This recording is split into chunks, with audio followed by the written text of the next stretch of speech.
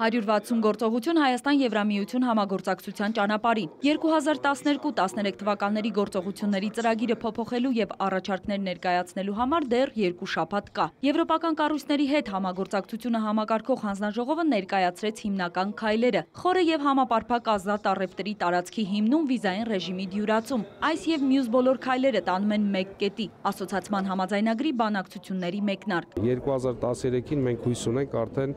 հասնել քաղաքական ասոցիացման պայմանագրի ստորագրմանը Եվրոպական միության հետ։ Գործողությունների ծրագիրը մշակելիս հայերն աշխատել են եվրոպացի փորձագետների հետ, քննության առել յուրաքանչյուր առաջարկ։ Եվրամիության խորհրդատվական խումբը գոհ է մշակված փաստաթղթից։ Միջոցառումների ցանկում տեղ գտած գործողություններին մենք համաձայն ենք։ Կուզեինք պարզապես մի քանի առաջարկ եւս ընդգրկվեր այնտեղ։ Կարևորագույնը, որ պետք է ներառել, մաքսային ոլորտի բարեփոխումն է։ Մենք ծրագրում ուրեմն կներառենք այս առաջարկությունները։ Պետեկամուտների կոմիտեն արդեն ստեղծել է աշխատանքային խումբ, որը մշակում է մաքսային բարեփոխումների նոր ռազմավարություն, տեղեկացրեց Արթուր Բաղդասարյանը։ Բարեփոխումներ կիրականացվեն նաև քրեաիրավական ոլորտում։ Շուտով շրջանառության մեջ կմտնեն կենսաչափական անձնագրերը, կներդրվի անհատական տվյալների նույնականացված համակարգը։ Պաշտպանված փաստաթղթեր, գրեթե անհնար